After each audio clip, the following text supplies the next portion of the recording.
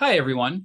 Welcome to episode 297 of our Tick Bootcamp podcast. The title of today's interview is Zack of All Trades, an interview with Zack Jones. My name is Matt Sabatello. My name is Richard Johannesson.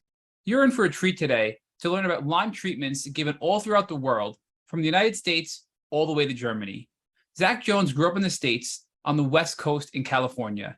He then moved to Germany, and he's calling in today for this interview from France. Zack's treated with a wide variety of doctors and had to learn to become a Zack of all trades and become his own detective so he can figure out the things that were missing in his healing protocol. He's partnered with a team of doctors. He's learned how his personalized genetics had an impact on the treatments he was previously given and how to overcome those hurdles. And he shares all of this right here on our Tick Bootcamp podcast. So without further ado, Zack Jones in Zack of All Trades. Zack Jones, Zack Delicious, Zack of All Trades. Welcome to the Tick Bootcamp podcast. Awesome. Thanks for having me, guys. Well, we're really excited to have you. We always like the big personalities on our podcast, as you know, and you're clearly one of the big personalities because you have so many names and you've lived in so many different places. So, Zack, why don't you first introduce yourself to the folks by sharing with us where you live and what you're currently doing for work? Yeah. So currently I live in Germany. I actually followed my wife's career, which was more recent development. I had a career guiding, traveling all over the world, guiding bike tours basically, and other aspects of that. And we actually met on a trip, which never happens in 20 years of guiding.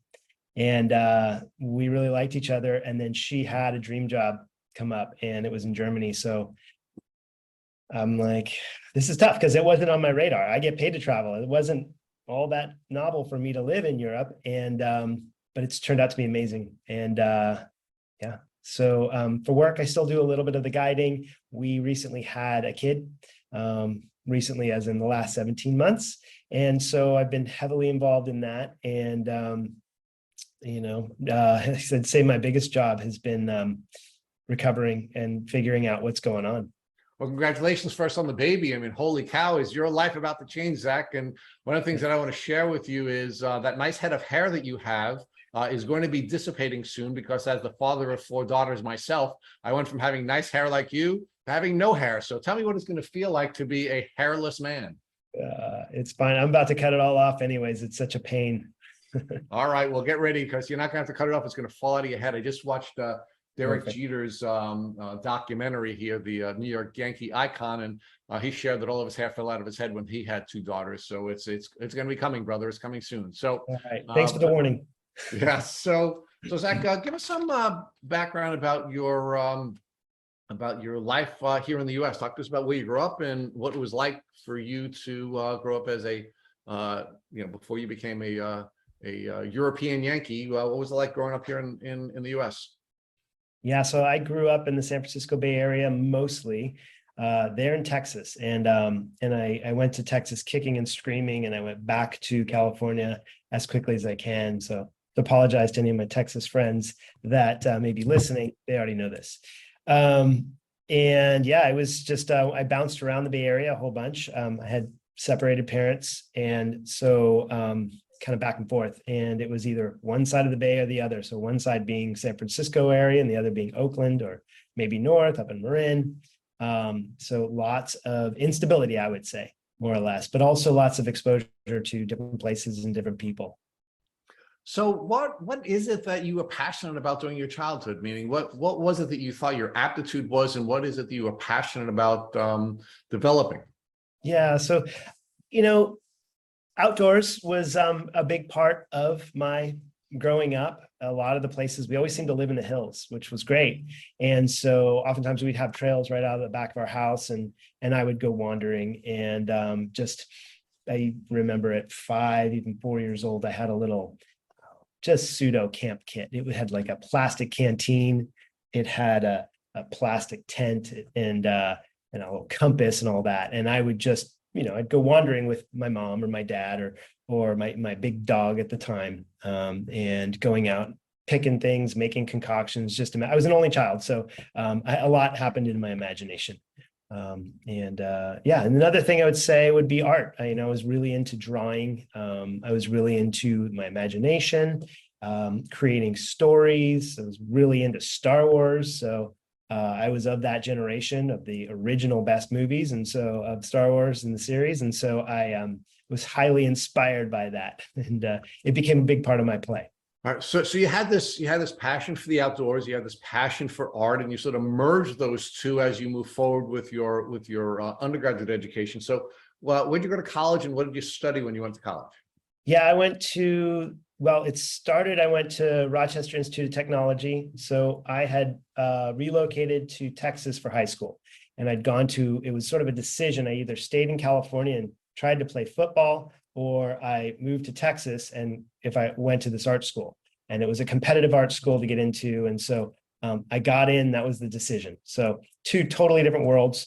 And that led me to photography school, which I kind of became passionate about it in 8th grade and during a summer course, 8th to 9th grade.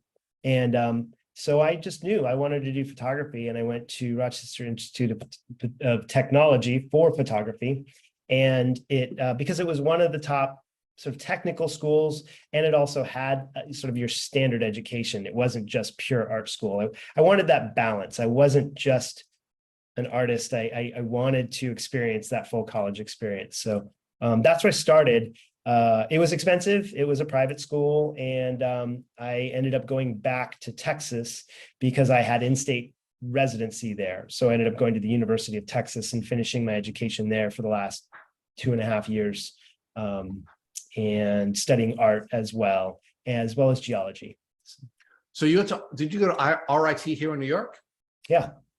All right. Sure So let's talk about all of your time outdoorsy, right? You as a kid had this sort of nomadic life where you were bouncing back and forth between your mom and dad's house in different parts of California. You spent a lot of time outdoors, went down to Texas. You spent a lot of time outdoors in Texas, came up to New York, spent time out here, right? Developed this passion for photography and outdoorsy living. What did you know about ticks and tick diseases? Not much at all, really. I mean, I knew about ticks. It was the whole thing where you put a match to them and burn them off. And I guess they would go ahead and magically release. It wasn't really until I was an adult that I started to learn about pulling them off, and when I had my own dog and I had to deal with it that way. But no, I had no idea. I'd heard a little bit about Lyme disease or tick-borne diseases. Tick-borne diseases, I didn't learn that term until the last few years. So, all right. So you had a lot of exposure with ticks with your outdoor passions, right? And we're going to talk a little bit more about your outdoor passions, how it developed into a career for you. But with your outdoor passions, you were generally aware of ticks. Do you recall having been bitten by ticks during your childhood or any time during your college life? Yeah, I don't remember specifics, but for sure, I was bitten by ticks. I pulled them out, the same, like the match trick that doesn't actually work. And I couldn't tell you how many times, and I couldn't tell you that I ever had the bullseye rash or any instant sicknesses or, relatively close sicknesses to them. It was that type of thing where, because I was safe, I was in the West Coast, that Lyme disease, that's in the East. It's very regional, that you don't have to worry about that. And I can remember even in my mid-adult life thinking that, more recently even thinking that, so. Right. So, and part of what was going on, of course, is that you were also healthy, right? You were physically healthy. You said you're an athlete. You were debating in part about whether or not you were going to pursue your passion as a football player. So you were a healthy young guy, you're a healthy young kid, and although you were being bitten by ticks, and we now know that that the ticks were spitting into you many diseases, your body was able to manage the diseases that were being spit into you, and you never became sick, and either acutely or chronically. Yeah. Exactly. All right, so talk to us about how your career developed, right? You studied photography. You had this passion for the outdoors. How did that ultimately become a career pursuit for you, and how did you develop that into a passion business? Yeah, for sure. So when I always kind of regretted leaving RIT because it was so career focused, and really amazing program at the time. I don't know what it's like now. And when I went to UT, it was a huge university. And I just sort of lost focus, and it was just, there's so many different options and so many different ways you can go about it that I came out of school not really having a clue. But I knew when I was in Texas, I started exploring more. I started rock climbing. I started doing a lot more mountain biking, some mountain climbing, just got really engaged in adventurous pursuits outdoors. And I wanted to marry the two, the photography somehow. So, and I knew I wanted to go back to the West. I wanted to be in big mountains, back near friends and family from the West Coast. And so I just moved back to San Francisco. I had been working at a summer camp during the summers in New Mexico, which was in the Sangre de Cristo Mountains. And I did 4 summers during college.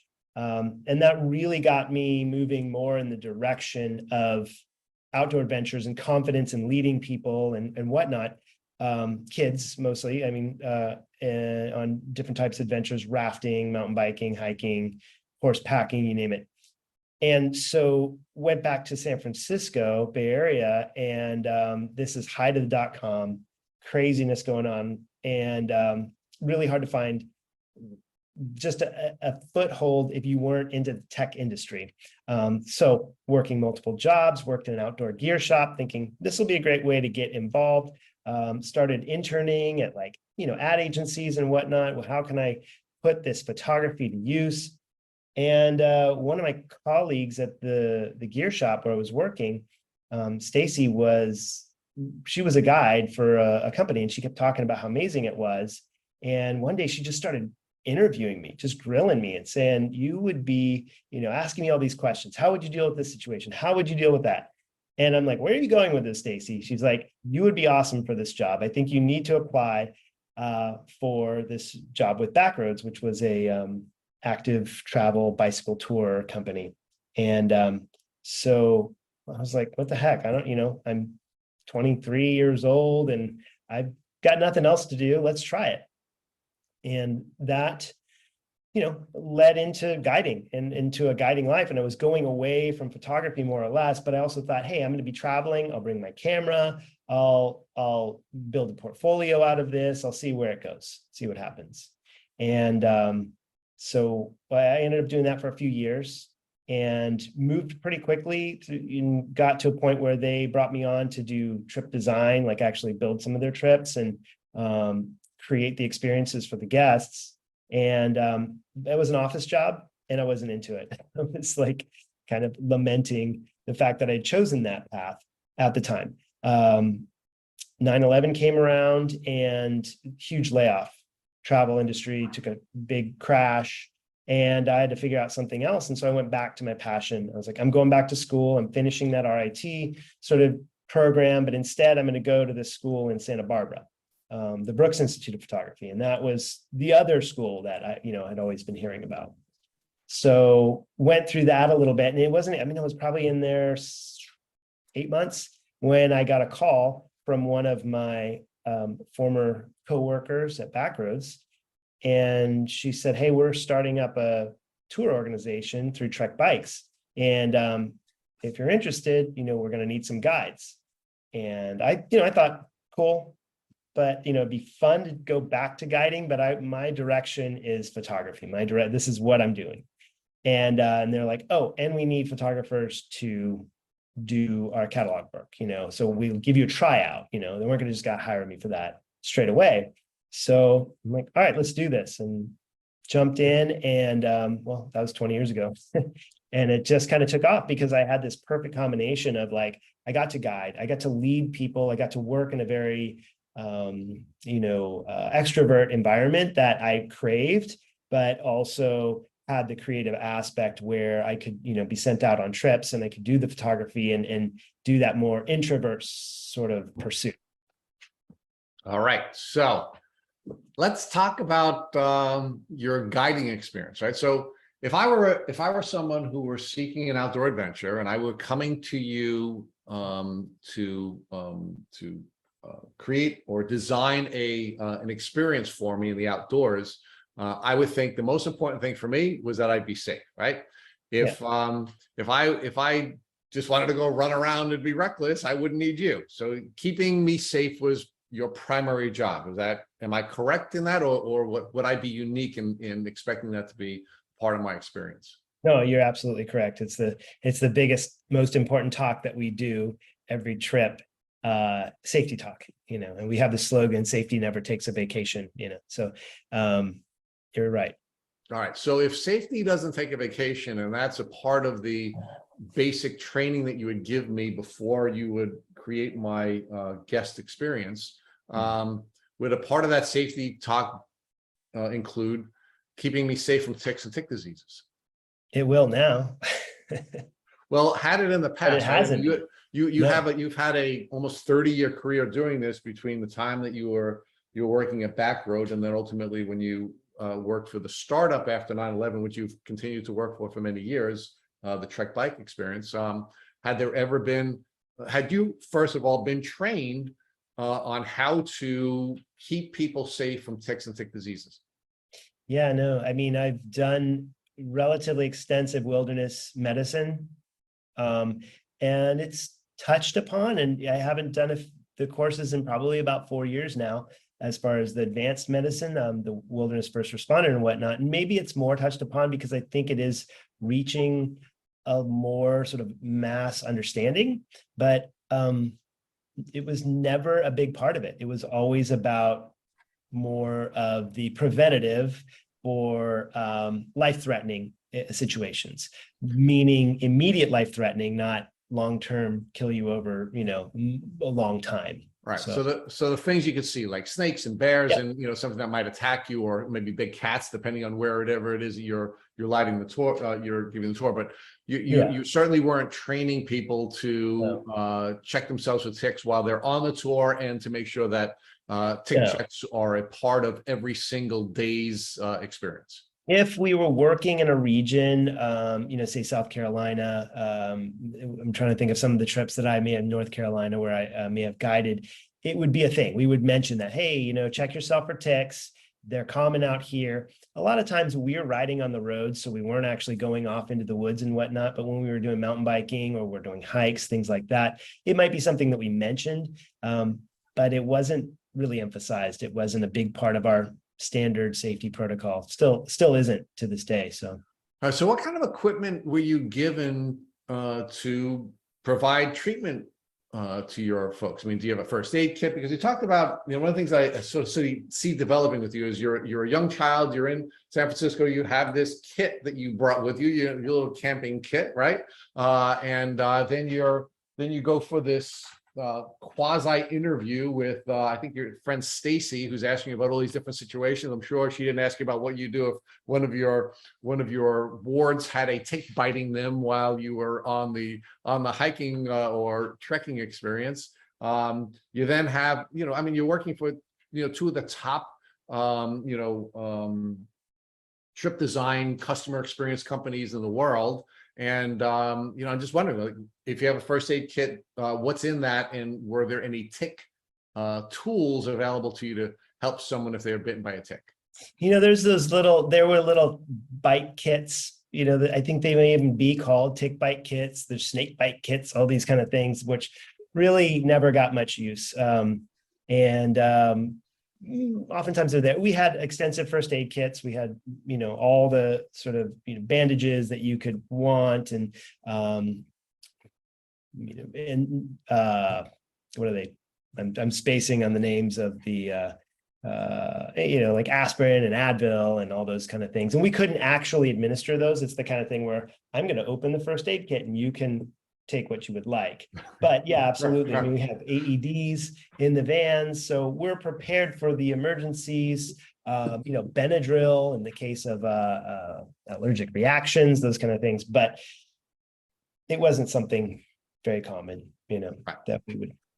Okay, so now let's talk about your personal experience, right? So you're a guy who's traveling all over the world. You have a passion for travel. You have a passion for photography.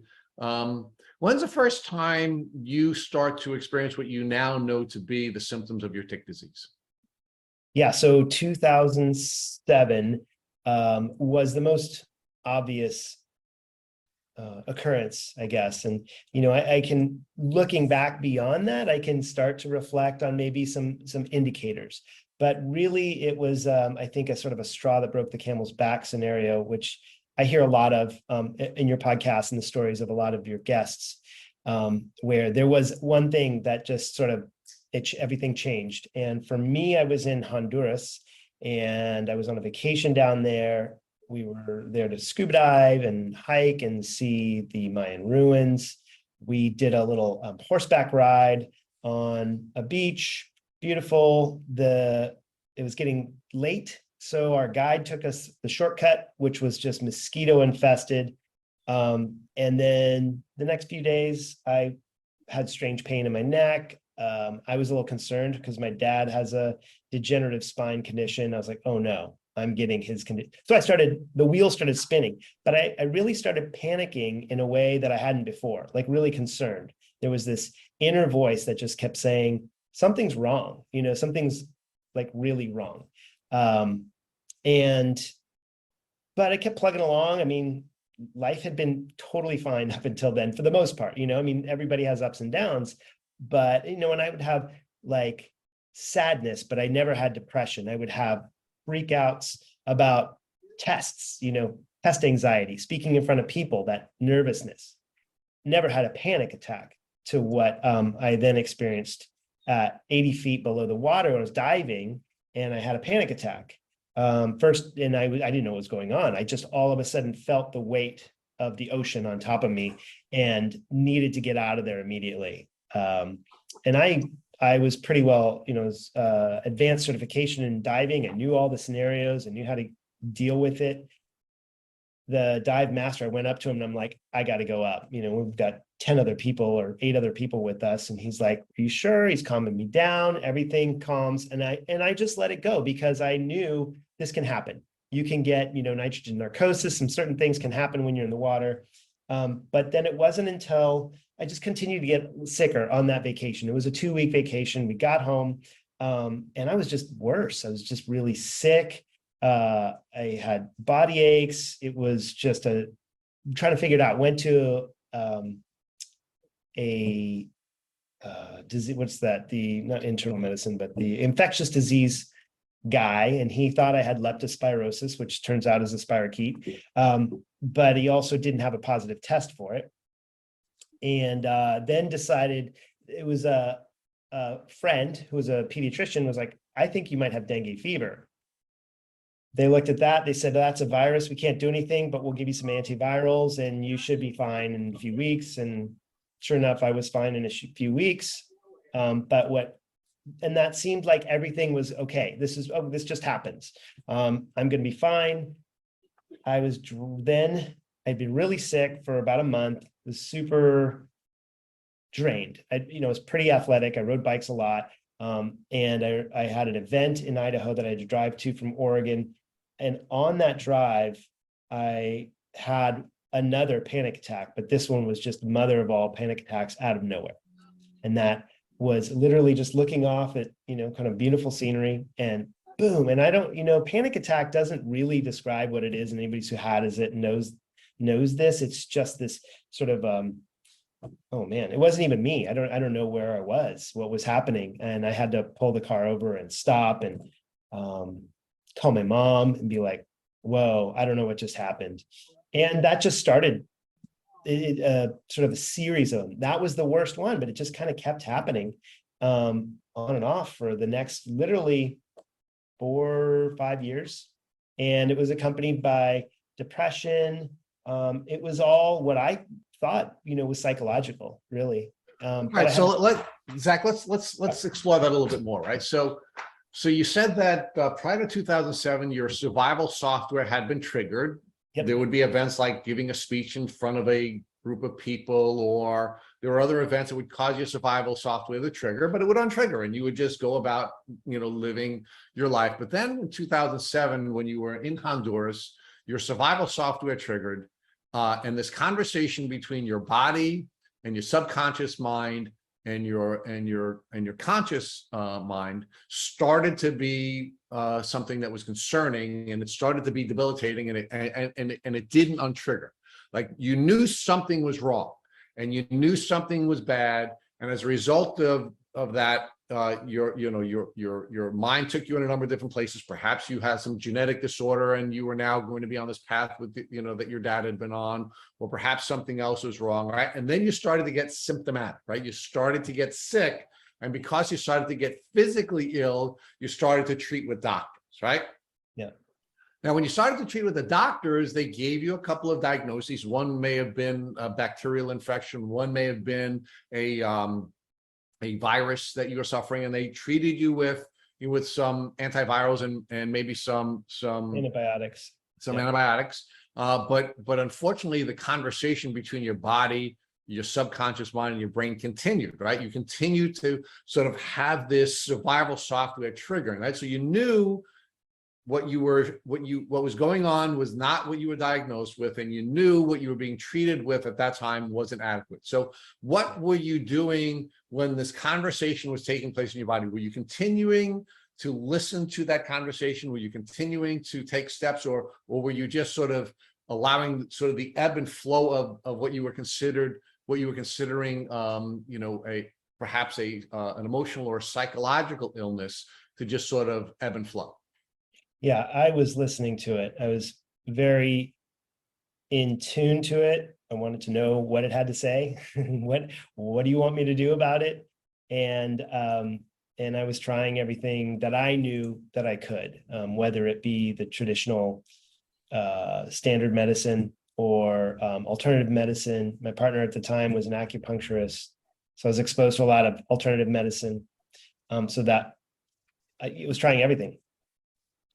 So now, when you were going to doctors, well, actually, let me ask this. Were you going to doctors? Did you continue to go to doctors, and did you continue to try to find someone to help you to diagnose you with what was wrong with you, because your survival software kept telling you in the conversation between your body and your subconscious mind and your conscious mind, was there something wrong with me? Were you seeking help?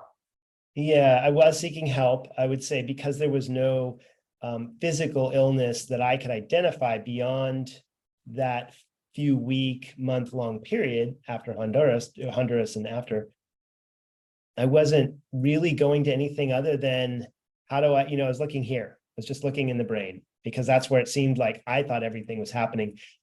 I did keep getting just those internal messages, that internal dialogue of like, there's something wrong and it's not just your head, but I didn't know what to do about it, So I went to acupuncture, I went to body work, I went to do EMDR, I did, medication. I went to a nurse practitioner and to psychiatrists and had SPECT brain scans. And I just kept trying new things. I found naturopaths. That's when I discovered about naturopaths. And it was probably one of the naturopaths that I went to where I started to get success with certain herbs or supplements. I remember like maca being something, and a lot of vitamin B, and but yeah, I was pursuing everything. Okay, so now, how were you as a patient? Were you being very detailed in first listing your symptoms so that you can pass them on to your practitioners? And if you were you do you believe you were giving them enough information to properly diagnose you with what much later became a diagnosis for Lyme disease? Yeah, gosh, that's a good question.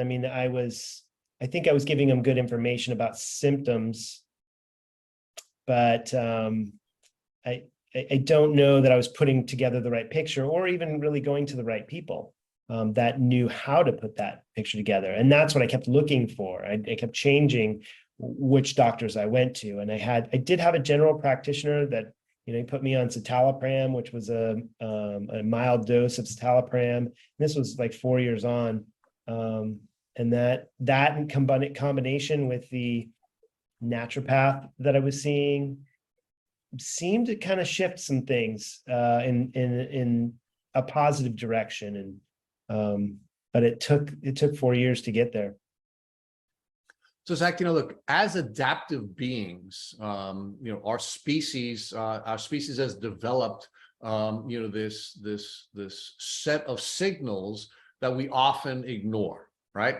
And part of the reason why we often ignore the conversation that's taking place in our body is because doctors gaslight us and they tell us that there's really nothing wrong with us, or because doctors aren't able to diagnose us, we start to doubt the conversation that you've defined so well, that you were participating in between your body, your mind, and your brain.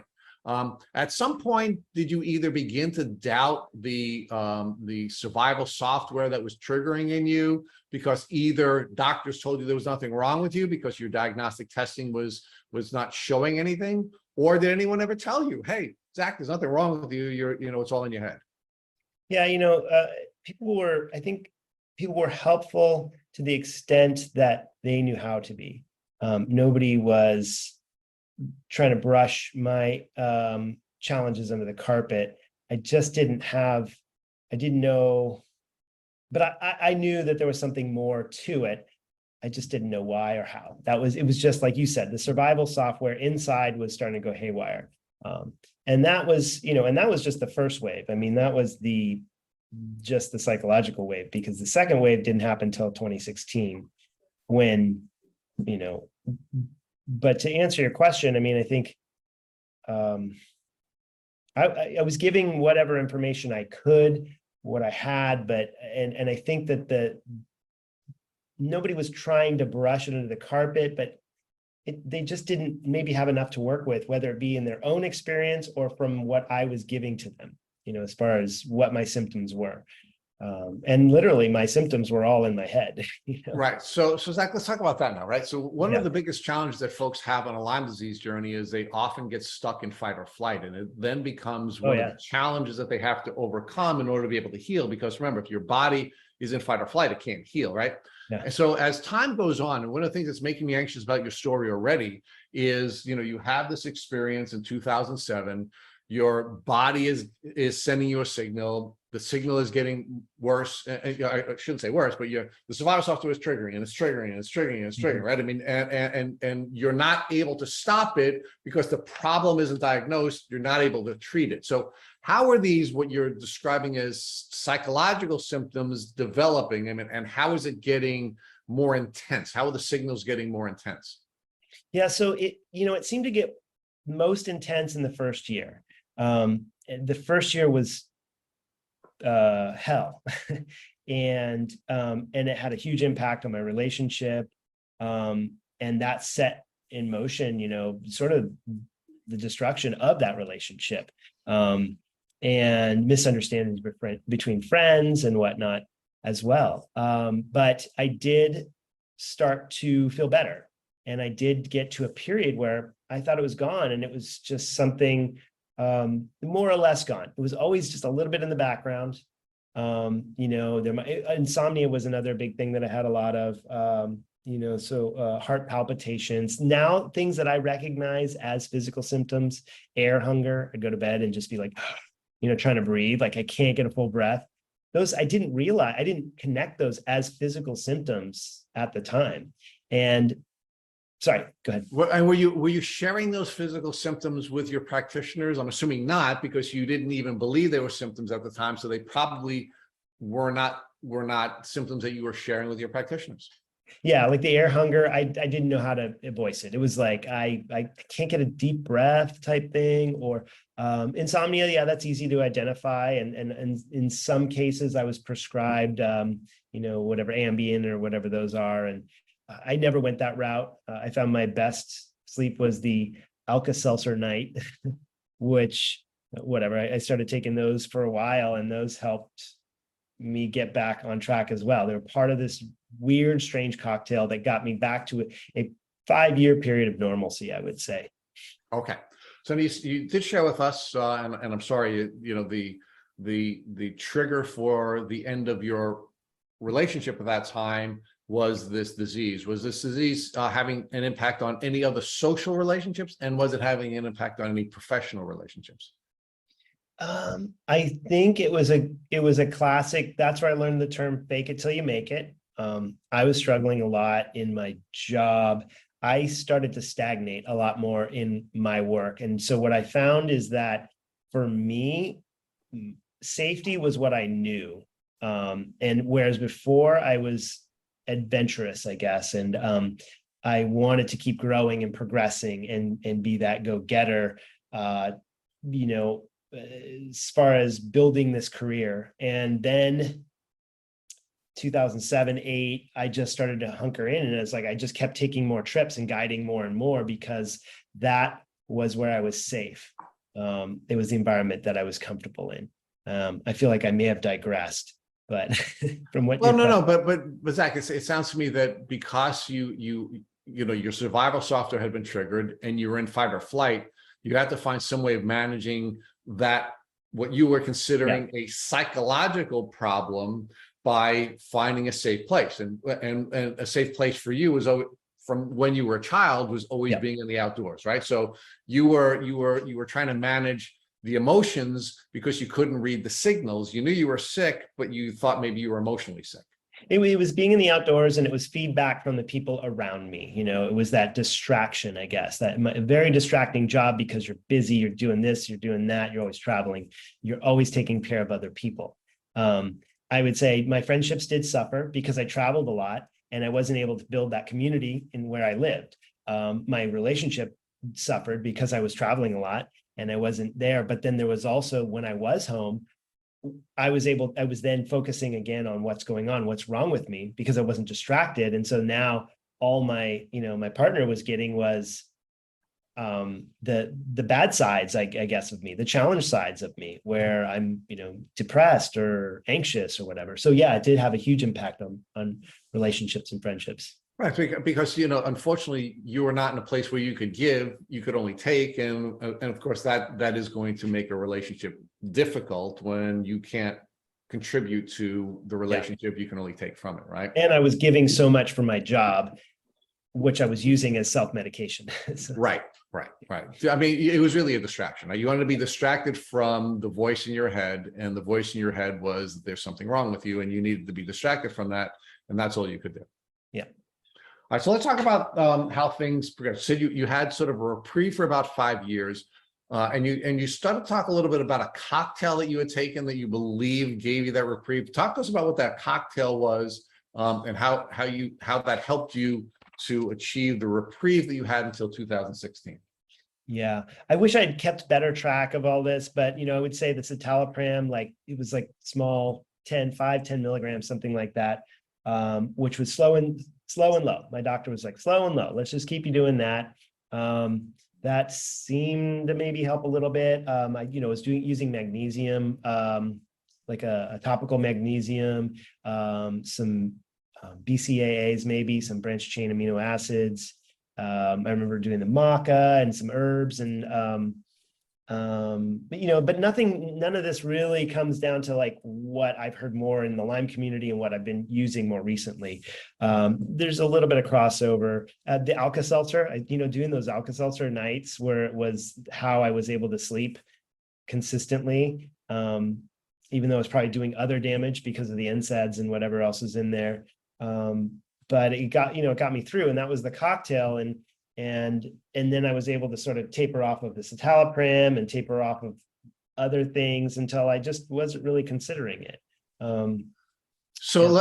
In that 5-year window, you were engaging in a lot of movement, right? So we understand in at least in this podcast that if you don't move, you don't heal, right? Yep. Movement is an important part of that, and of course there's unhealthy movement versus healthy movement, right? I mean, if you train too rigorously, we know that is immunosuppressive. So, what was your movement like? Was your movement supportive, or were you training hard as a former football player, or were you just doing the things that you were doing in your profession, where it was more healthy?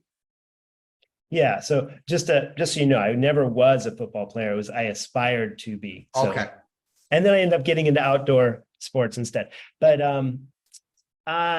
yes, I was very active. I wasn't competitive, but I did half marathons and a few bike races when I could. It was I wanted to be more competitive, but participating in events anyways, but my job was hard to do that because I wasn't able to train. So I always had a baseline of fitness. Okay. That was probably good. But that was probably good.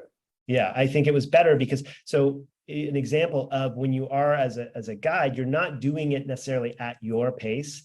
You're doing it at maybe the lowest common denominator pace, or somewhere in between. And so I think that was helpful for me, that I wasn't pushing myself, because as more recently, I've discovered when I do push myself, I crash and burn. All right. Let's talk about your diet. What was your diet like during that 5-year window when you had the reprieve? Yeah, my diet has always been decent, but I didn't really know much about it. I had been a vegetarian for about 7 years. I had broken my leg right before I got that first panic attack in 2007. And the doctor was like, if you want to heal up pretty quick, you might want, and it was my femur. So I, lost a ton of blood. They were like, you need to start eating some meat. So I started eating some meat, and that was it. But I was healthy, but I wasn't healthy. You know what I'm saying? It was like what I understood as healthy. More recently, I've started to learn more about different options, paleo options, ketogenic diets, the importance of organics or, those kind of things. And I don't think that I was focusing on that. So what I thought was healthy, I was aware of healthy, but not really. Okay. So let's talk about 2016, because that's when the crash arrives. Talk to us about the 2016 crash and what was going on in your life just before the crash. Yeah, so I had I had lived in Bend, Oregon for about 10 years, 2005, 2015. 2015 was a really good year. Things were moving in a great direction, but there was an opportunity that we kind of couldn't pass up. We moved to Grand Junction, Colorado. And, as you know, when you move, you pick up and you have to change, you have to meet all new friends, you have to figure things out. I was just a lot of transition. And I had the year before, I had designed a trip down in Chile. And I was pretty sure that, I was going to go away from guiding as much as I could. I was going to go more into photography and make that just my straight career. Somehow 1 year later, I find myself going down to Chile to guide, which, doesn't sound bad, but it was just kind of stuck in a cycle. And so I get down there and I'm just thinking about that a little bit, about where I'm in life, and boom, another huge panic attack, like the first one. And just, man, insomnia and all sorts of crazy stuff going on. And that's when I was like, there's something going on. Along about the same time, I was having a little bit of strange pain in my mouth, in my jaw. And I knew that I had an impacted wisdom tooth. So I kind of figured that was what it was. So now let's talk about the panic attacks a little bit more. Because really a panic attack is your body screaming at you, right? Your body's screaming at you, there's something's wrong. Were you reading your panic attack that way, or how were you reading your panic attack? At that point, I definitely was reading it as something else is going on. So this is that shift pretty early on from psychological, mental, emotional to physical. I'm like, this is not normal. This is a physical response. Panic. I know panic from when you panic about something, whatever, you forget your keys somewhere or whatever. And there's that feeling, that flush. Well, this was happening for no reason. It's that physiological response and the constantly nervous gut and, almost like I couldn't eat, lost all appetite. And it was a very physical experience. It wasn't just in my head. And I knew, I was like, okay, something's up, and it's physical. All right, so Zach, so you discover this dental issue. When you discovered the dental issue, did you rationalize that that's why you are having these anxiety attacks? I now have an understanding of what the physical issue is, or not?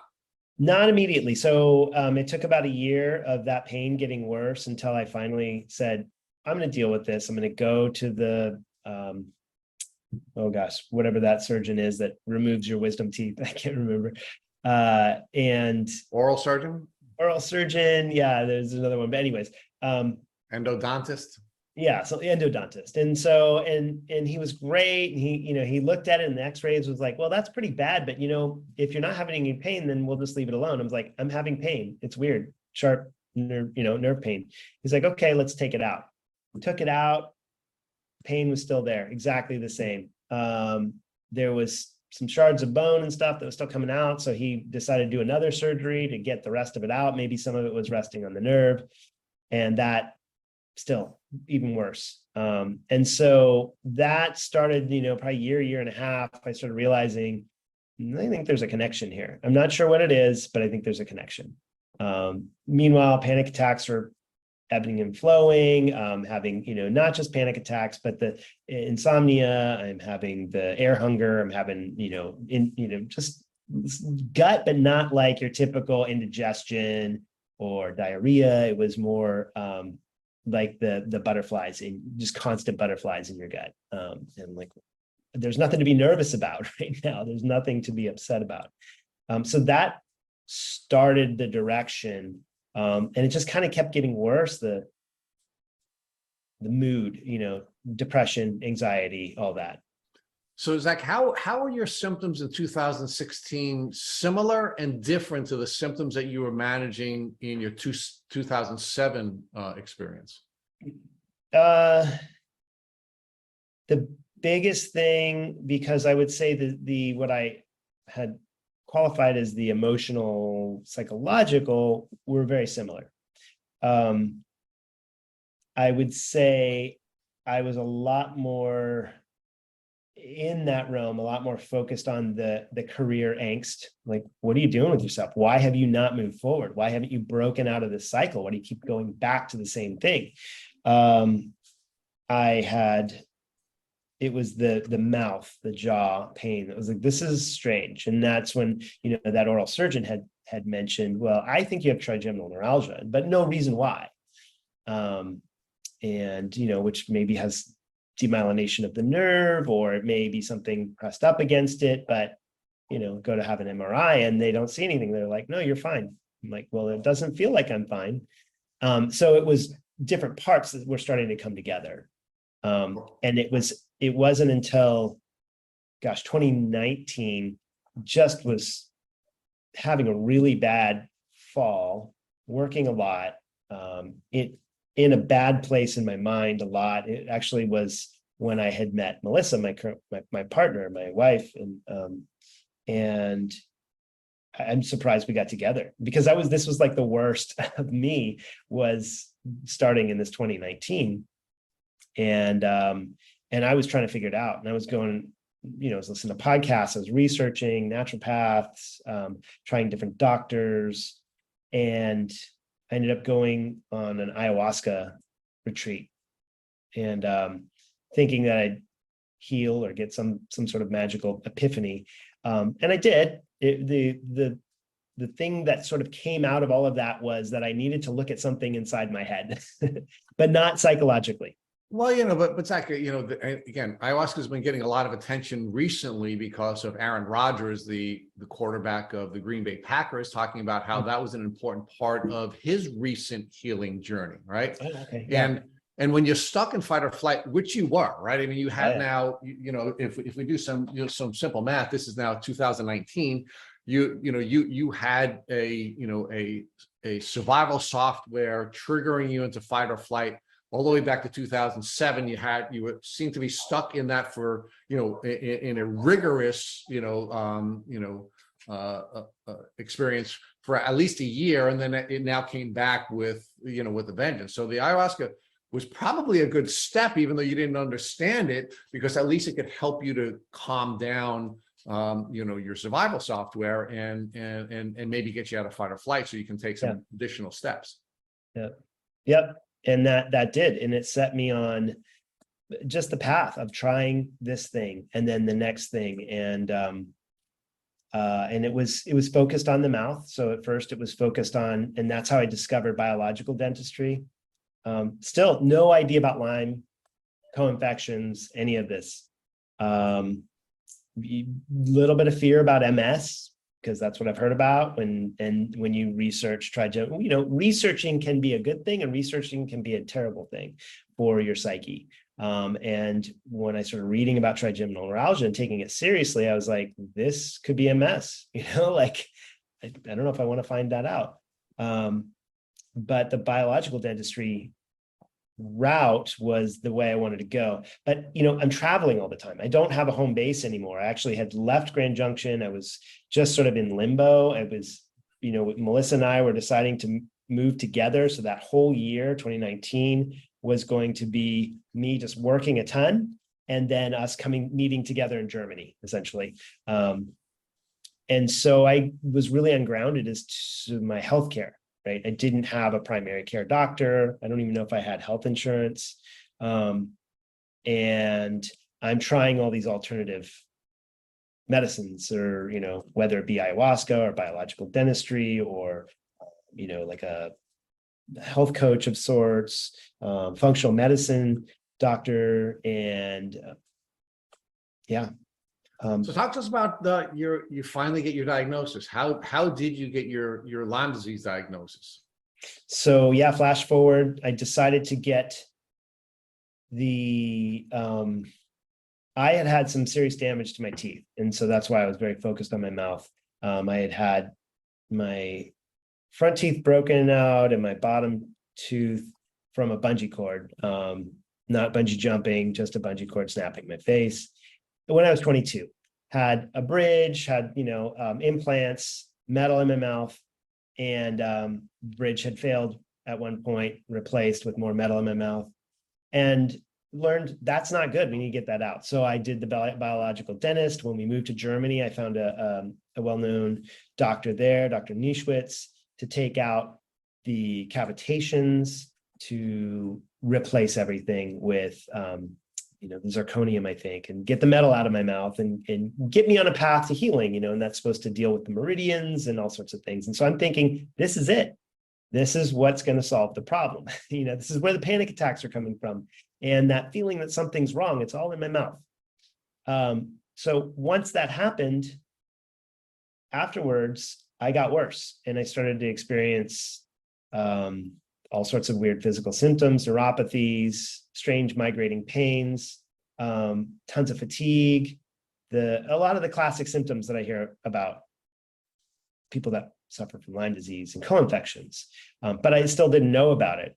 I talked to Dr. Nischwitz about what's going on. He's like, at this point, we've done what we need to do to your mouth. I need you to talk to this doctor. And so another Dr. Hoffman, we were doing some things remotely. She got me on a track where I was dealing with another doctor in Germany, and a few anti-parasite type things. She was using ART, is that autonomic response testing, over the phone. So I'm like, this is crazy, but I'm going to go with it. I don't know what else to do.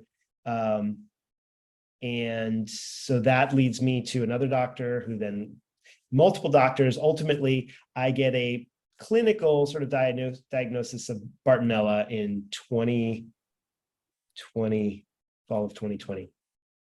And it wasn't until going through treatments all that year to the following fall, last fall, 2021, that I more or less came down through my own research that this sounds like Lyme. A lot of listening to your podcast, honestly, listening to different guests tell their story and tell their symptoms and tell their journey was, that's what I've been going through, for like. So Zach, let's talk about the BART for a minute. So Bartonella is, a very interesting element of the Lyme complex, or the set of microbes that we define as Lyme disease. Do you believe that your psychiatric and psychological symptoms were BART related? And did you have any anger issues during the course of this phase of your journey? Yeah, that's a good question. So I did, right before flashback 2016, before I had that first big panic attack, leading up to that, I was having crazy rage. I was just so angry at like the curtains, like it would set me up and it'd be like, rah! I don't know why. It was just not normal. But I didn't identify it with anything. Just thought, I'm just in a mood. So, but the other thing is my tests have never come back positive for Bartonella. So that's the other thing. But so, yeah, I believe it, but I never have had a confirmation that Bartonella is one of the issues. Okay. Yeah. All right. So So now one of the things that a lot of our guests argue to us is they take Lyme disease very seriously in Germany. Now that you've been, a resident of Germany for some time and you were diagnosed in Germany, do you think there is a difference with the way that the German system treats Lyme disease and the American system treats Lyme disease? It's funny because I think a lot of the treatments and a lot of the testing is identified here in Germany over the border. But my doctor down here, one of them, she's been really gun shy about Lyme and specifically Borrelia. And so she's done a bunch of testing through Armin labs, and we came up with like mycoplasma pneumonia and chlamydia pneumonia, and Coxsackie virus has been a big one. But in testing for Lyme, it really hasn't come up through Armin labs as positive. It wasn't until I went back to the States to get tested that IGeneX, where we found Lyme. And then when I reflected that back to her, my doctor here, she said, well, IGeneX always comes back positive. And she's always sort of brushed Lyme under the carpet. And I'm not sure. It just has to do with it's risky. It's still risky here. And I've had a really hard time identifying Lyme literate doctors. And I think part of that has to do with the language barrier and what I'm searching for, and who my community here is now. And I recently now found a doctor that talks about Lyme on their website here in Germany, or there in Germany, that it is more open about it. Aside from like the hypothermia clinics where they have it on their website, yes, we treat chronic Lyme. I found it really hard to access, to someone that embraces it. So Zach, when you first got diagnosed with this clinical Bartonella, right? And that was in the States, in Utah. Yeah. Did you do anything to treat? Is this a diagnosis you took seriously, you believed, and you treated upon first getting this diagnosis in the States? Yeah, I was like, let's do this. Let's kill this thing, whatever it is, So I start researching Bartonella, what that's all about, and got sort of terrified because that's when I first started realizing what was going on with, or understanding chronic infections and Lyme like infections, I guess. I was doing the Patricia Kane protocol, and he was a Patricia Kane protocol kind of doctor as well as my doctor in Germany. And so that's sort of how we were treating it, phosphatidylcholine and what are a lot of the the fatty acids and whatnot. Zach, can you give us a little more background about the Patricia Kane protocol? We've heard about it before, and we do know that there's a lot of there's a lot of things that go into it. But we've actually just a few weeks ago I got a question in one of our DMs, and we did a poll, and there was a handful of people who have used it, but not a lot of good information out there about what it is and whether or not it's effective. So if you have any more detail about exactly what it is and how it works, if you can share that with our listeners, and also did it help you in the end?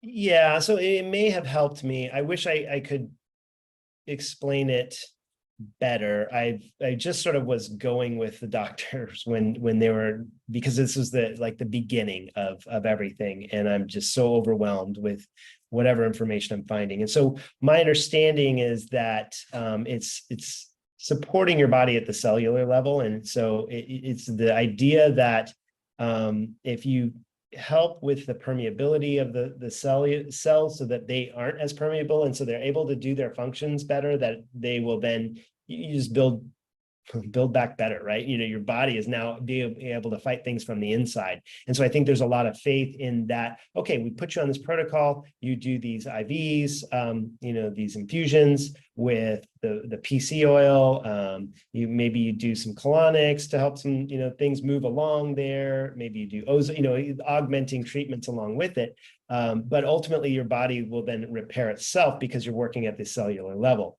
What now I'm thinking I understand is that doesn't work. For a lot of glutathione is part of it. What I'm now understanding, thanks to you guys having Bob Miller on, is that my genetics don't jive with that. Because the fats that they want me to use for my cellular, I'm not processing them, and I'm having problems with the glutathione. So when I take that, I'm tanking. So I don't have a specific definition of the Patricia Cain protocol, but I think I have an understanding of why it's not really helpful for me. But I mean, I think you're being a little hard on yourself, because you just gave us a brilliant explanation as to what it is. It's a tool that allows you to rebuild your body so your body can fight off a variety of infections on its own by strengthening the body using things like PC, fatty acids, ozone, glutathione, etc.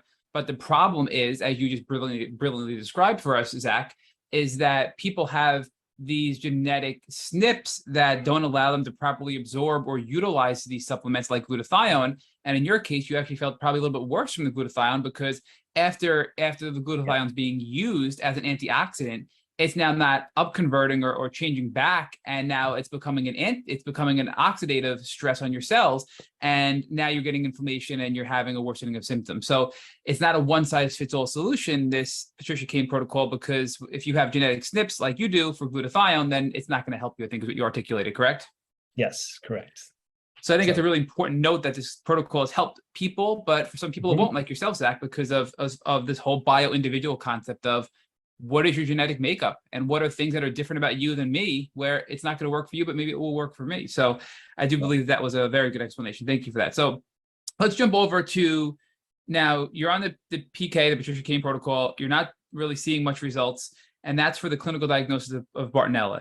Then it seems like back in Germany, you had the Armin Labs test done, and you had the mycoplasma, the chlamydia pneumonia, the Coxsackie, and a couple other things pop on the Armin Labs, right? But not Lyme disease. Once that happened and you didn't have success with the treatment for Bartonella, what were your next steps at this point? Yeah, so then that's when I started learning about what we call Lyme disease and Borrelia and whatnot. And that's when I started, I guess, like diagnosing myself and basically going about the process of finding someone to treat that, finding a Lyme literate doctor, which took me back to California, where I have a doctor that I work with remotely that it was literally Googling what are some Lyme literate doctors that work, any which way, remotely, next door to me, whatever. And they had a really great write-up about things. And so I went with them when I went back to California last year. And that's when I tested. And then they set me up with a bunch of these other tests. Some of the tests confirmed what the German Armin Labs tests were with the mycoplasma and whatnot. The protocol that they put me on, that I was on for about 6 more months, ended up getting me to another test this last April where a lot of the mycoplasma was down. A lot of the other things were down and there was no Lyme, but now I need to go back and do IGeneX or some other test because I don't believe that. It's like, well, the tests may say that you're okay, but I still feel like crap, and I'm getting worse in some ways. So that's where it's such an art.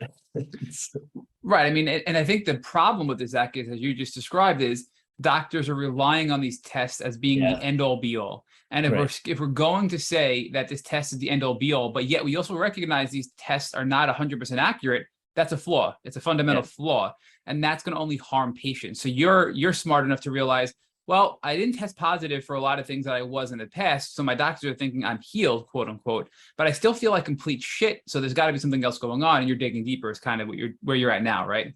Yeah. But I do want to back up a little bit, right? Because after the Patricia Cain protocol, and you're in the States, you're in Utah, and that doesn't work, and you're back in Germany, did you do any other treatments besides the Patricia Cain protocol in Germany or through the States in Utah that you want to share with our listeners for any of the various things you tested positive for, like the chlamydia, mycoplasma, et cetera? Yeah. So I'm trying to think of what exactly, because it wasn't really until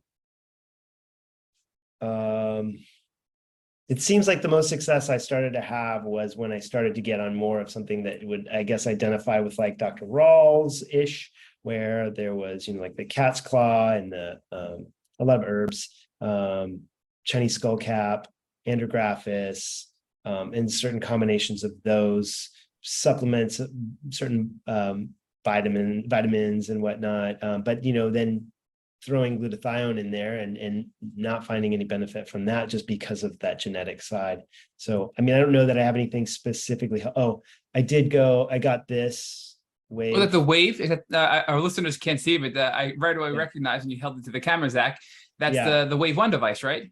Yeah. So I have no idea what it's done for me, honestly. I've had it for 9 months. I got it. I was like kind of trying everything, right? Has a lot of good advocates. I wouldn't say I've noticed anything from it necessarily, but I wouldn't diminish it either, because I would say that, numbers are shifting, and I don't know if it's the herbs.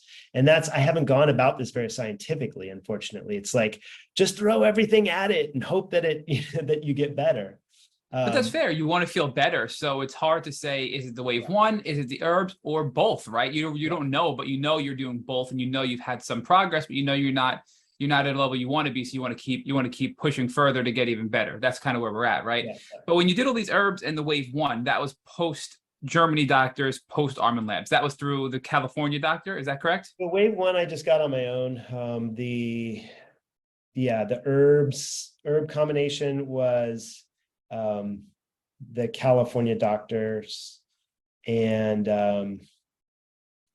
that protocol. And now I'm shifting gears again because it was something I was doing for a while, and we saw some movement in test results, but I actually feel like things were not as good this last half of the year as they were the half of the year prior to that. So it's this thing where test results are better, not feeling better. And I think what we're getting down to is more honestly, like when I start looking at like what is a good sequence to go about this, I'm starting to figure out a logic behind it. And I don't know why we don't just start from the genetic or the genomic, functional genomic level. And in talking to Bob Miller, which was just a couple of weeks ago. So Zach, you did a consult with Bob Miller, the geneticist we've had on the podcast. I did. Tell us a little bit how that went, because he's a brilliant man, and we were just fascinated by that podcast interview. So walk us through how that doctor's visit went and what you learned about your body and specifically your genetic makeup from that visit.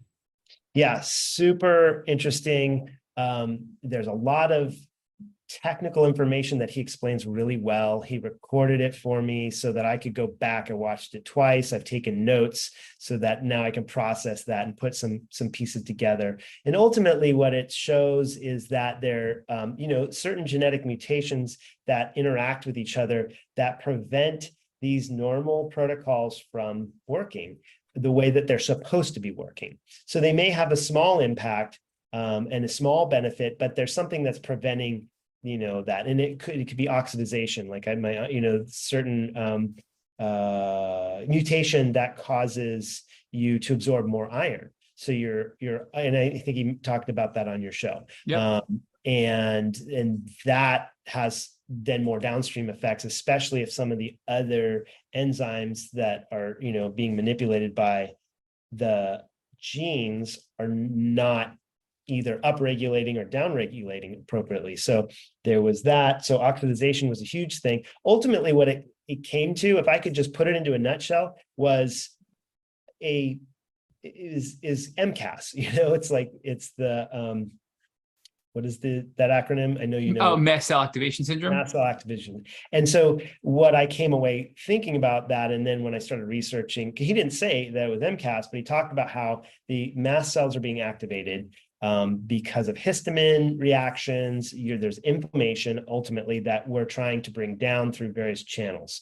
I thought it was a great interaction with him. And we're going to revisit in 9 weeks. He's got some certain supplements that are supposed to, what does he say? Sort of offset, because you can't change the genes, but you can counterbalance and you can offset some of those reactions. So that's why I say, I think it's really important that people start somewhere like that. Look at what your individual makeup is, and then build out from there before you start trying all these, blanket protocols. And I think that's why so many people struggle. And that's why I've been struggling. Now, I'm saying this before things have actually really changed because I haven't started his supplementation. I haven't gone the new path, but I just have a good feeling that I've identified some of my obstacles, right?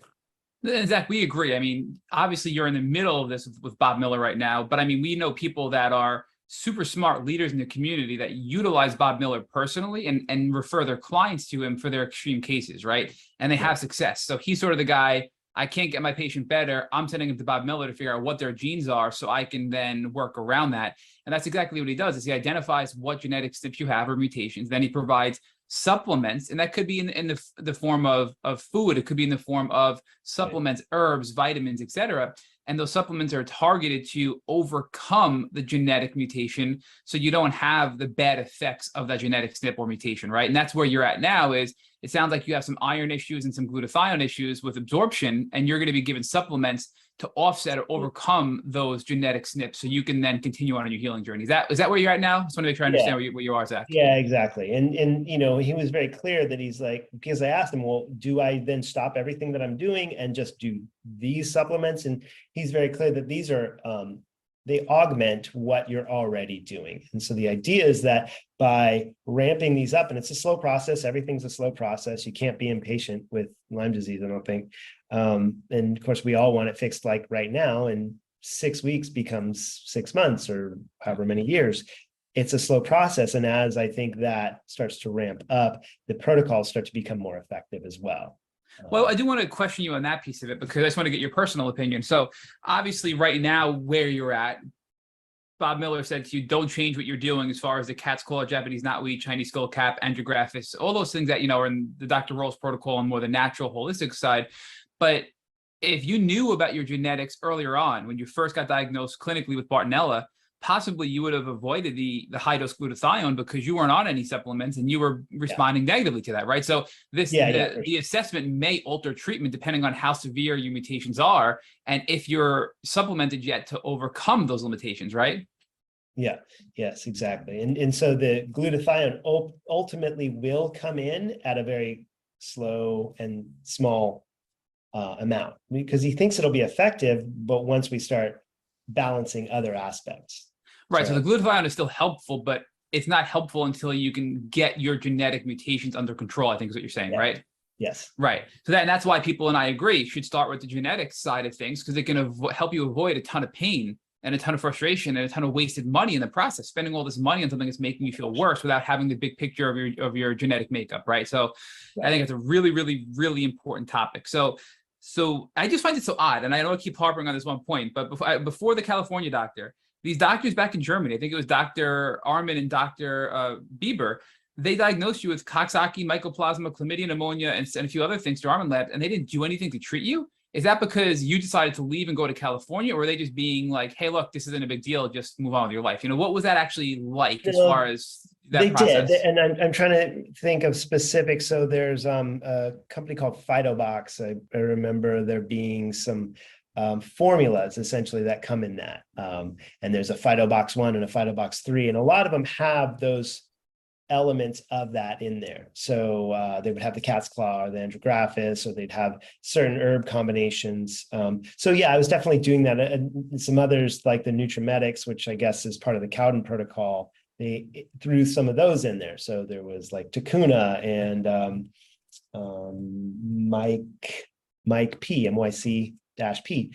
And you know, a lot of these things, I'm just like, I was working full time. I was, you know, just had a baby, and I'm like, okay, I'll take it. Let's just throw it in the mix. And I didn't have a lot of time to research what it was all about. As I got with the California doctors, and I was like, this stuff isn't working as well. So it was not just Patricia Kane. It was Patricia Kane plus certain herbal concoctions. But that came after Patricia Kane, correct? So Patricia Kane was for the clinical Bartonella, and then when you had the German doctors, you were doing Nutrimetics, Phytobox, and you still weren't feeling better on the, you know, the second iteration of doctors and testing, which led you to your third, right? Or is that how it worked, or was it really all overlapped together at the same time? It was overlapping. Patricia Kane came in with the initial testing, which I didn't even really talk about, and that had to do more with like heavy metals and they did a fatty acid profile testing and whatnot. But that Patricia Kane was the first sort of protocol that I was introduced to. And then as we started identifying things like potentially Bartonella, but then tested mycoplasma, in chlamydia, pneumonia, and the Coxsackie, specifically small amounts of EBV, small, little levels of certain things. That's when they brought in these herbs to add to that. And that was only within a window of maybe 3 or 4 months. And then I took those herbs for almost an entire year before switching gears with the California doctor and finding with those herbs that I was having a really hard time getting up to the dose that they wanted me to have.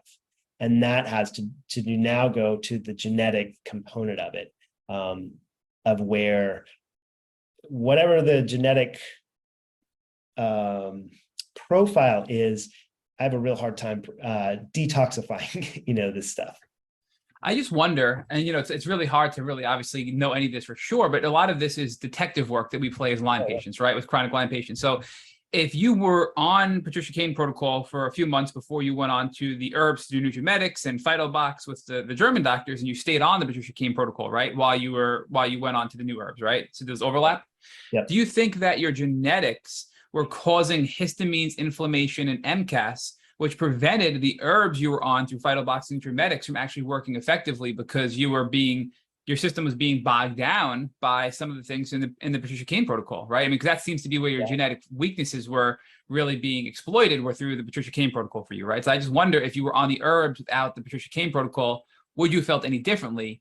And I guess to answer that, was there ever a time you were off the Patricia Kane protocol and still on those herbs through NutriMedics and Phytobox, and was there any difference in your response?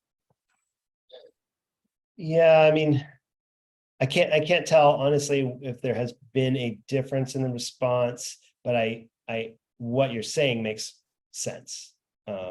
As far as I think the Patricia Kane protocol ultimately was helpful in the detoxification of certain elements that I needed to deal with, and that was the heavy metals, because we were able to test within a few months and see some really significant results. But then when we started to deal with like mycoplasma and all those little nasties, we had a hard time making progress with Patricia Kane and the herbs. So, and you still didn't feel any better with the heavy metals being reduced in your body. You weren't feeling much better because you had so much other stuff going on. And I think that's kind of where you were, right? Where you saw your blood work saying that the heavy metals are better, but you're like, I'm still sick, what's up? And then you realize you had all that other stuff off to the side.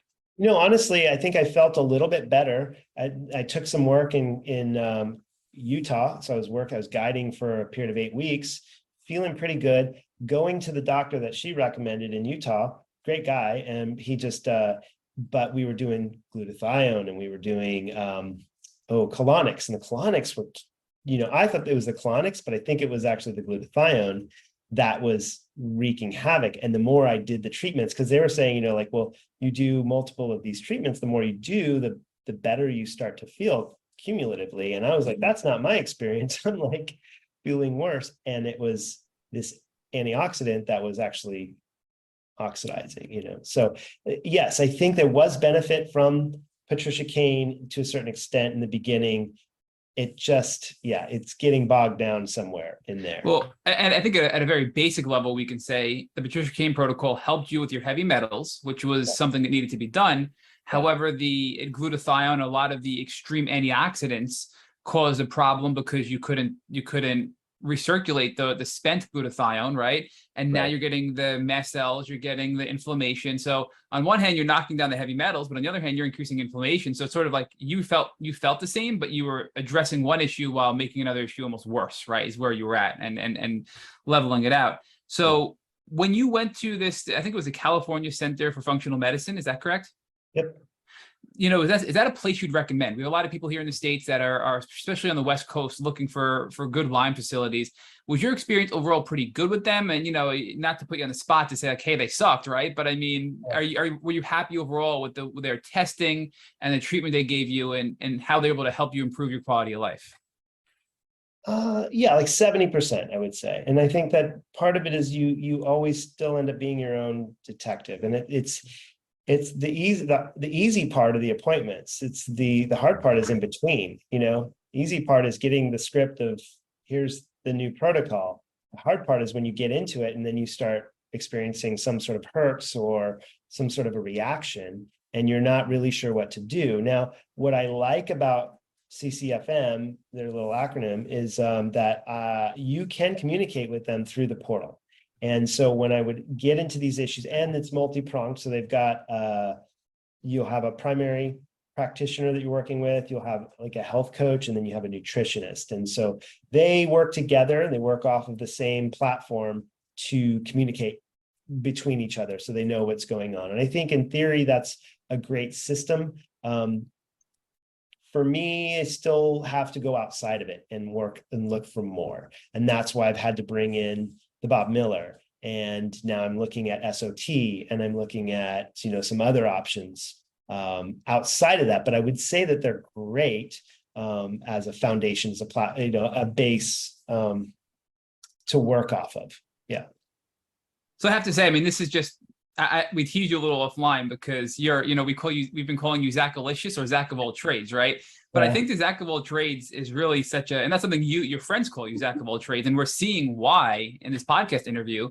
I mean, you are truly having to learn and grow because one doctor is never going to get you better. So you're pulling in Bob Miller based on this podcast and what you learned there. You're pulling in, the California Center for Functional Medicine. You have your doctors in Germany. So you have all these doctors, but you're ultimately the one who's making decisions saying, I'm not feeling better, but my labs are good. I'm not feeling better. Something's not right. I'm digging deeper. And you're the reason that you keep getting better and better and better, right? So I really like that Zack of All Trades name for you because you are really your own detective, right? And I think that's important in the Lyme journey.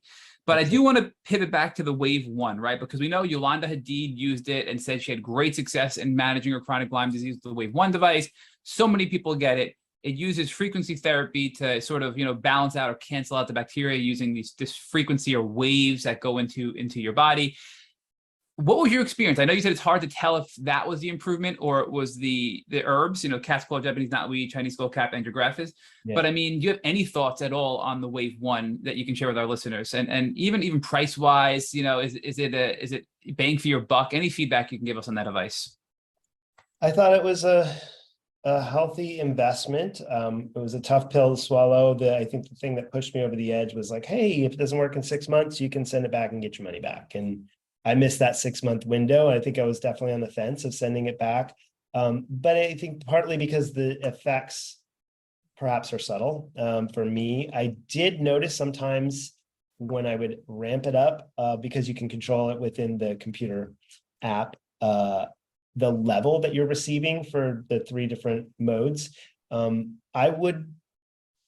it hurts a little bit more. I would have more of a response beyond that. So to me, that indicated that something was going on, right? And so I was like, this is good. Because if I wasn't getting a reaction, I would kind of think, well, this is just putting a light on my skin, And so now I believe that it is doing something. Like I said, I didn't go about things really scientifically as far as keeping them separate. And so that's why it's really hard for me to vouch for what did what, It could have contributed, now that I know what I know about the genomic side of things, it could have contributed to actually more inflammation in die-off, and then difficulty with my body managing that. So we know your iron absorption. We know you had an issue with glutathione and obviously detoxing in general, right? So, but I think here's another important note though, I think, because many people question, does it even work the wave 1? Because we've had people tell us, is it just a snake oil salesman product? Is it just like you said, a light shining on my leg that's going to do nothing, right? Or my wrist or whatever it is. But I mean, you're putting on your detective hat. I mean, here we are, Zack of All Trades again, where your analysis of this is, I wore the device, and when I jacked up the frequency to a higher level, I had Herxheimer reaction, which means it's doing something. So it clearly isn't just a fake or a fake product. It's doing something, but it really matters. Will it work in everybody, and how well did it work in you? I think is where you're at. Correct? And yeah, exactly. And I think that's the same with any treatment, is your body ready for it? Is this the right treatment at the right time? Are you, the detox channels or pathways prepared for what this is going to do within you, and that's probably the biggest challenge to any of these health journeys is figuring that out. So Zach, talk to us about, we talked in your pre-interview questionnaire, you mentioned these FMTs and how they were very helpful in your treatment. So if you can, walk us through for our listeners, what are FMTs and how do they help you in your journey? Because they seem to be like really, really powerful and pivotal in getting you a quality of life improvement. Yeah, it's so funny. First time I heard about it, I was like, that sounds terrible. It's so gross. So it's fecal microbiota transplant. And essentially they more or less put poop in your system, in your colon, in your there's multiple ways that they can do that. They can do them by pills, so you're literally eating crap, or they can do it by an enema. I think there's like 3 different ways or whatever. Anyways, we did, so now we're getting personal, but we definitely got the enema version, and which to me was more tolerable. The idea was to rebalance that. Okay, your microbiome is off, and they've had tremendous success with, is it C. diff, which is C. diff, I believe, right? Antibiotic resistant, right? And they're using that for C. diff for sure. Yeah, and there's a ton of research coming out in different ways of all sorts of benefits, where for like Alzheimer in mice or whatever, you know what I'm saying? Like there's brain benefits, and anyways, for me initially it was just another thing. It's like, let's throw it at the wall and see what happens if it sticks. And I was having gut issues, and like I said, I just kept having more and more issues after that 2019 mouth thing, and it was just like, what now? So gut was going off the rails. That's how I decided to, my doctor here, my original German doctor, recommended that as a potential option. If we didn't have success with butyricaine and the herbs, that we would do that. And so we tried it, and I found for about 9 months that I felt pretty good, as far as my gut was pretty solid, and my mood was pretty good. Wasn't having panic attacks. It wasn't like elated. I definitely was still lower than normal, but and I'd only had 2 of them. So I'd had 2 FMTs, whereas they kind of recommended, I guess, about 6 of them, depending on what your condition is. So it was like a teaser. So I thought, okay, that was great. And then along about this February, I started having more panic attacks again and more gut issues. And it's like, maybe it's time to do more, because maybe I just didn't do enough. And so I went in, was going to do 6, and ended up got through maybe 4. And I was not doing well with them. So again, I don't know what would have maybe interacted with that, but I think they can be miraculous for some people, and it definitely helped me in the first year before last, but this year they just, for whatever reason, it just wasn't something that was helping. So when you say they weren't helping, they just it was literally like no change at all, no improvement, or were they making you feel worse? No, my gut got much worse, actually. I was getting diarrhea, like pretty crazy, and so I was doing those in late March, early April. Was the window of time that I did the 4 or 5 of them. And I just, like, the last few days have been more normal. So it's, I wonder though, Zach. I'm sorry, go ahead. I was just saying, I don't know how much that is, or if it's some sort of a candida thing. I haven't even really tested for candida, or what the potential MCAS component of, histamines can do. It's just like, there's so many bits of information that I haven't synthesized yet to try to sort it all out. I wonder, and again, I'm just totally thinking out loud with you here, Zach, right? Does the donor matter? Meaning the first 2 times you got the fecal transplant, you had a really healthy stool sample that you were implanting into your colon.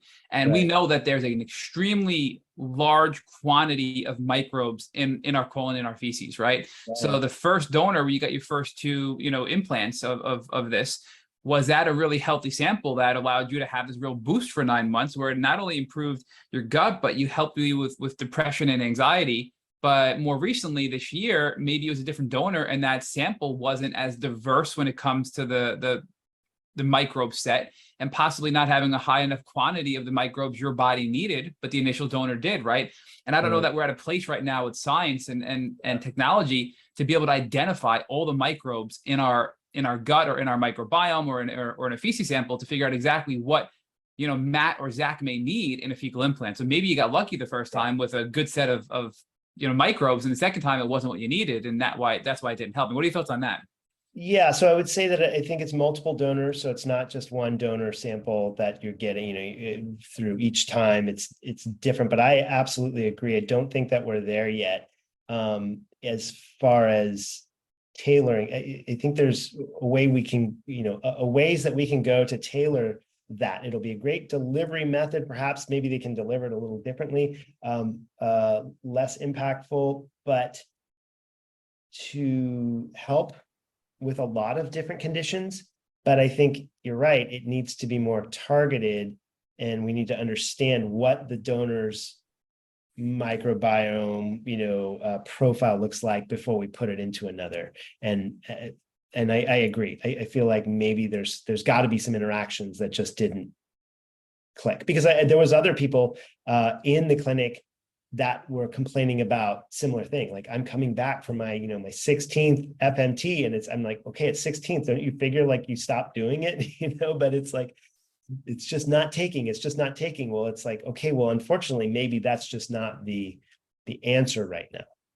So Zach, walk us through. I mean, obviously, where you are now, with even though you're continuing on with these, and I love that you're using cat's claw, Japanese knotweed, Chinese skullcap, and andrographis, because those are some of the key ingredients in Dr. Rolls' Restore Kit that I use and Rich uses, and we've had great success with. And understanding there's some conflicts here with your genetics, but you still have made improvements despite your genetics, right? So give us an idea of how much you've improved since your initial diagnosis of clinical Bartonella, I believe it was, to the present date, and how you're feeling better today compared to how you were feeling back then.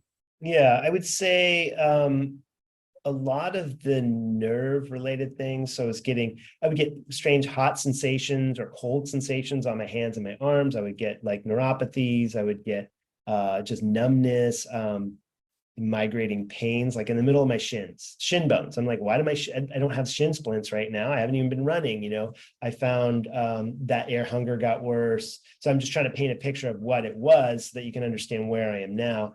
And I found, as it was getting worse, I was having a hard time just breathing with any sort of aerobic activity. I'd be running and, because I was pretty fit, and I normally, things worked out fine for me in that realm, and I couldn't do it.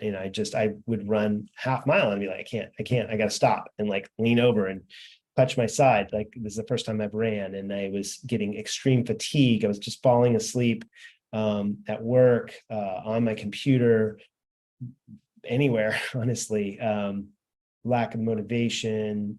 So a lot of these things have lessened, those strange migrating pains. I don't really have that much. I still have joint pain in places that I feel is related. The fatigue is more manageable, although fatigue is still a big component. For a while, mood was actually pretty good. As I was mentioning, I'd maybe say like 70%. We've regressed a little bit there.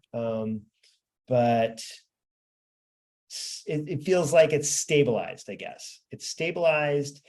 There are things that are working, but there's things that are conflicting. And so we're trying to find the right formula to then do that upward trend again, somehow. And moving forward, Zach, your plan is to now, you already met with Bob Miller, you're going to be getting supplements, and you're going to start taking these supplements to offset your genetics, right? That's coming in the near future? Yep, exactly. So those should be started pretty soon. We talked about also the glutamate combination, whatever that has the GABA, right? So essentially it doesn't convert to the GABA. And anytime, I've always found that anytime I would take like a GABA supplement or something that affected that system, things would get worse. So I knew that something was going on there. So I don't remember which specific supplements, but it was to help offset that, so that system is working a little bit better in the mood.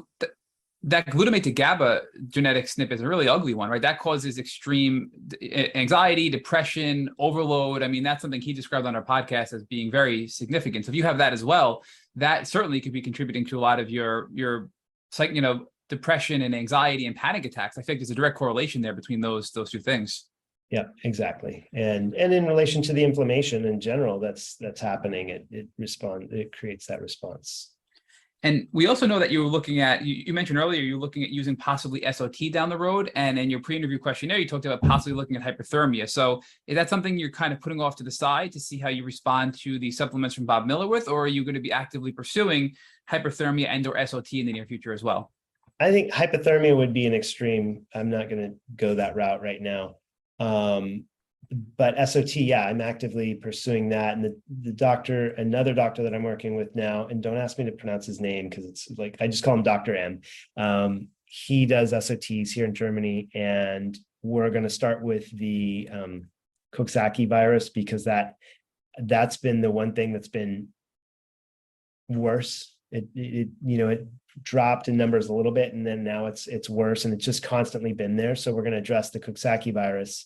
I need a new positive test for Lyme. And so I've got an IGeneX test kit that I just have to navigate getting that drawn and then to them in the States in order to get that IGeneX test, which I'm pretty confident would still come back positive before we can consider doing an SOT for Lyme, for Borrelia.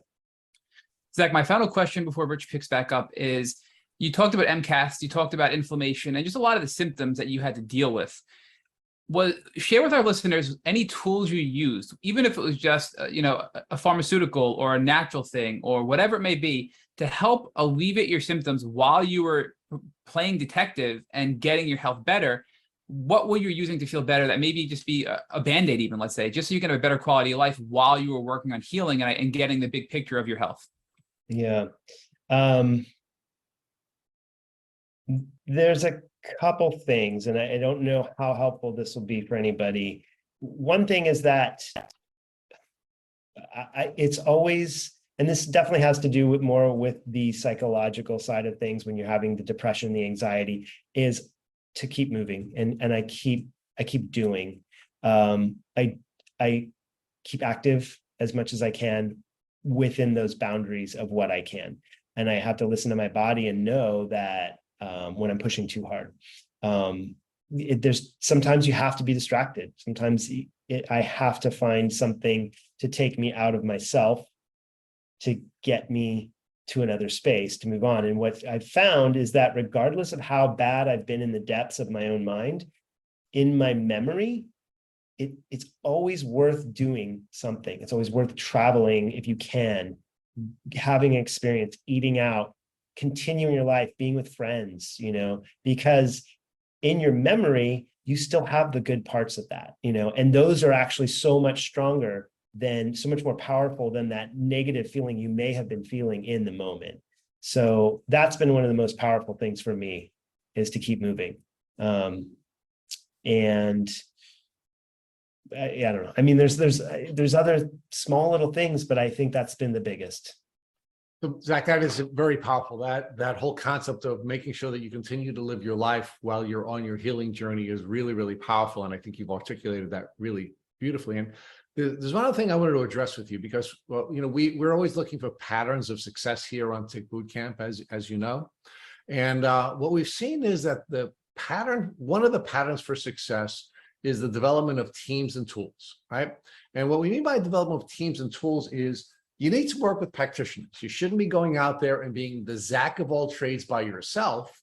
Right. What you should be doing is looking for shortcuts. And one of the best way of getting shortcuts is to find practitioners who have been trained in particular frameworks or have developed an understanding of particular healing frameworks, which then become a shortcut for you. So rather than you having to become a geneticist, or rather than you having to become a medical doctor or some other, type of discipline, you can find the people that you can assemble, take their knowledge as a shortcut, but even more importantly, have their experience in the context of helping you to take a healthy approach forward. So give me your thoughts about, how much of this you yourself should be in control of when you're in this trial and error phase of developing your healing journey, and how important is it to make sure that you're working with practitioners?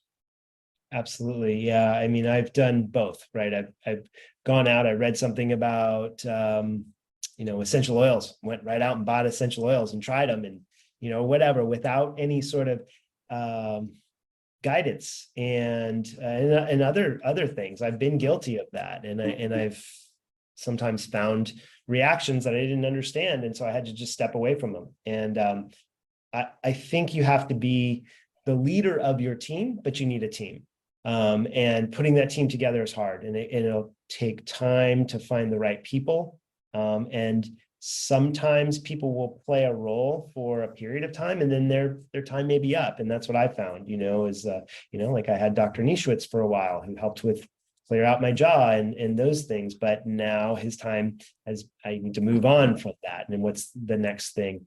And not getting stuck in the same mode, but absolutely having the team. And then, like I said, being the leader. That means knowing yourself, doing enough of the research if you can to understand what you are putting into your body as far as what they're supposed to be doing. What are the herbs? What are the supplements? What are the medications? And what are the potential interactions, or how are they supposed to be working? What is the timeline? What's the parameters of the Herx response that should happen? These things, you start to build knowledge and you understand that from the top, and then you have your team to help manage whether it be the symptoms or, the ultimate treatments. So let's talk about a couple of more takeaways, because I think there are a lot of really powerful takeaways here. The first is, I think you taught very powerfully the importance of getting yourself ready to heal, right? And you talked about how the steps that you took to get yourself emotionally prepared to heal, and getting yourself out of fight or flight emotionally, and getting yourself to a place where you can have a healing mindset. So that was really powerful. Second thing I really enjoyed about your conversation with Matt is you talked about making sure that you understand that timing is important, right? That a protocol may be good, and it may be good for what you need to do, but if your body's not ready for it, it's not going to be successful. Right. Another really important takeaway is maybe starting this all with understanding your genetics and understanding how you are by an individual. And we all understand we're bio individuals, but we don't always use tools to try to define how we are bio-individualistic and how that might give us some guidance on what we should be trying. And then, of course, the piece we just talked about where, yes, you're the captain, but it's got to be a team. Right? And you have to build your team, and it's never one practitioner, right? You have to be ready to move on from practitioner to practitioner. And let's not get too emotionally invested in these people who are on our team, because they work for us. And when they finish their job, they move on. So for example, Derek Jeter, who I referenced earlier, was the greatest shortstop in New York Yankees history. But he's old now, and he's not a great shortstop anymore. And he understood, and the team understood, that he had to retire, and they had to move on, and they had to find a new shortstop. Right. And that's the same thing that has to happen with doctors, right? I mean, at some point, the frameworks that they're offering to you are going to achieve whatever it is they're going to achieve. And then you have to move on to your new practitioners and build new teammates that you're going to direct. So is there anything else that you'd like to share sort of from a framework standpoint that I haven't outlined that's been a part of your experience? Well, I guess the only thing I'd add to that analogy, with the baseball analogy or any, sports analogy maybe, would be, the coach is always watching the films and going back and figuring out because things are always shifting, and the conditions are always different. And so I think being engaged with that growth, that's the only way you can be the leader of your team, right. So you have to be able to measure. You're going to have to be able to measure, right? And in the sports, in the sports metaphor, it's going to be looking at game film. Here in the healing journey for your health, there are a couple of things that you have to look at. One is you have to test on a regular basis, right? So you can measure how you're doing. And there are a lot of different ways of testing. Another way you've done that very powerfully and described in this podcast, and I apologize for not highlighting that, is you always listen to your body signals and you follow your body signals, right?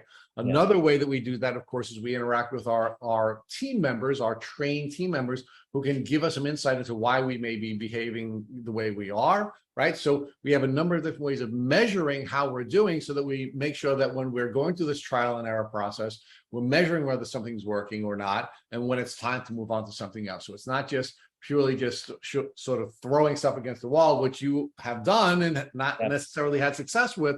It wasn't until you found a way of objectively measuring that you started to have the success you had with pivoting in I think a healthy way. Yep.